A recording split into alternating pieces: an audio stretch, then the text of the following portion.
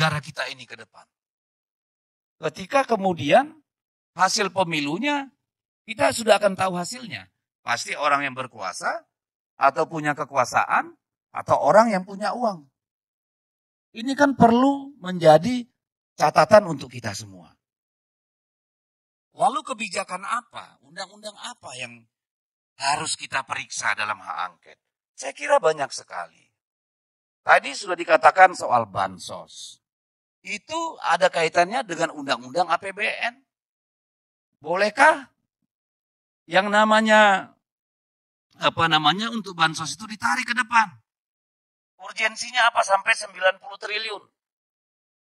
Apa pentingnya sehingga harus seorang presiden membagi bansos di mana-mana? Apakah itu sudah benar? Bagaimana dengan kabinet? Bagaimana dengan perangkat pemerintah? Apakah ada kaitannya itu dengan pemilu? Kita pengen tahu. Kita juga ingin tahu undang-undang keuangan negara. Bagaimana ini cerita? Mungkin kita juga perlu periksa bagaimana dengan PPATK. Kita mendengar kabar semua perusahaan tambang itu diancam dengan RKAP kalau tidak setor duit atau kalau tidak cawe-cawe. Ini kan persoalan-persoalan yang perlu dicarikan klarifikasi dan verifikasi. Supaya jangan hanya menjadi buah bibir di publik. Kita berharap proses pemilu ini adalah proses beradab untuk melahirkan pemimpin-pemimpin yang ada di lembaga legislatif maupun di lembaga eksekutif. Kalau anggota legislatif dan eksekutifnya saja sudah seperti ini, bagaimana kita bisa bermimpi bahwa yang namanya pilkada akan menjadi sebuah proses yang bermartabat. Lalu kita melihat bagaimana keresahan masyarakat di seluruh Indonesia terhadap proses yang terjadi sejak putusan 90 di Mahkamah Konstitusi. Bagaimana hampir seluruh perguruan tinggi besar bersuara menyampaikan keprihatinan atas hilangnya etika, moral, pelanggaran hukum, konstitusi dalam pelaksanaan pemilu kita. Apakah suara ini akan kita abaikan? Lalu demokrasi kaya apa yang kita mau wariskan? Ini kan problem yang sangat besar bagi kita. Bukan sekedar siapa yang menang, siapa yang kalah, berapa suaranya, itu bukan ranah angket. Kalau bicara hasil pemilu, silakan Anda berdebat dengan KPU, dengan Bawaslu. Kalau soal pelanggaran. Soal hasil sengketa pemilu, silakan ke MK. Angket hal yang berbeda dengan itu. Jadi seharusnya siapapun tidak perlu bernada negatif atau miring terhadap hak angket. Bawaslu nggak perlu ngomong, ngapain DPR bikin angket? Bawaslu itu bukan pengawas DPR.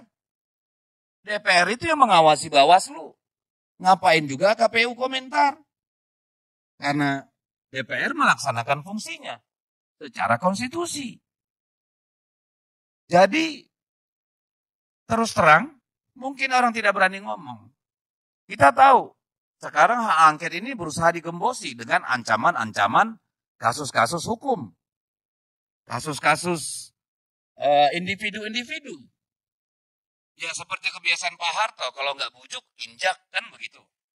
Ini perilaku kekuasaan hari ini, jujur saja. Kita akan lihat apakah partai-partai nanti memang sepakat untuk melakukan evaluasi mendalam atas pelaksanaan undang-undang. Banyak undang-undang. Bukan hanya undang-undang tentang pemilu. Undang-undang keuangan negara, undang-undang APBN, undang-undang yang lain. Banyak yang bisa kita, undang-undang pemerintahan desa mungkin. Jadi ada banyak sekali. Kebijakan banyak. Apakah Polri di luar pengaduan masyarakat memanggil kepala desa? Tidak dalam soal katakanlah siklus pemeriksaan. Tidak ada pengaduan. Apakah itu kebijakan penyelenggaraan kekuasaan yang benar? Ini adalah persoalan bangsa. Saya tidak tertarik membicarakan angket ini untuk hasil pemilu. Tapi saya tertarik bagaimana ke depan semua praktek busuk dan kotor ini tidak diulang. Kita mau perbaikan. Saya kira bagi kami itulah hal pentingnya hak angket ini. Bukan sekedar hasil pemilu. Karena kalau dikatakan, Mas Eep, nanti bukti-buktinya harus segunung. Ya, kecuali Bawaslu dan KPU-nya mau bekerja sama, mungkin kita bisa punya semua C1. Tapi kita tahu sendiri bagaimana di lapangan itu. Pasti tidak. Walaupun begitu, kami sudah berupaya. Saat ini tim dari 03 sedang berusaha mengumpulkan semampunya alat bukti yang cukup atau katakanlah informasi-informasi yang bisa mendukung pelaksanaan hak angket. Dan saya kira ini tidak hanya persoalan 03, 01. 02 juga harusnya berkepentingan angket ini berjalan. Supaya apa? 20 Oktober kita menarik garis yang tegas antara masa lalu dan masa depan. Siapapun yang nanti yang terpilih ditentukan oleh Mahkamah Konstitusi, dia legitimate. Tidak dipertanyakan lagi oleh siapapun.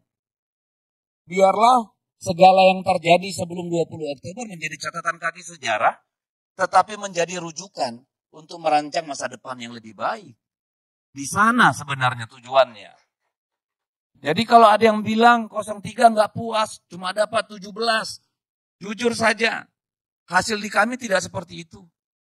Hasil di kami itu 2 putaran. Itu tegas. Dan hari ini terakhir kami tadi bertemu dengan tim IT Merah Putih. Oh, sangat telanjang.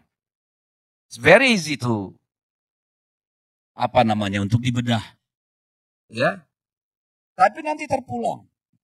Kita lihat bahwa kekuasaan hari ini merasuki semua lini.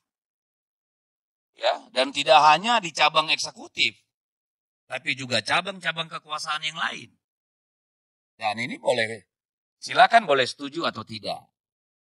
Tetapi saya berharap sebenarnya seorang Jokowi, ya, yang tadinya kita anggap sebagai orang yang bersih, orang yang rendah hati, rakyat biasa, benar-benar meninggalkan warisan legasi kepemimpinan yang memang bisa menjadi rujukan sejarah.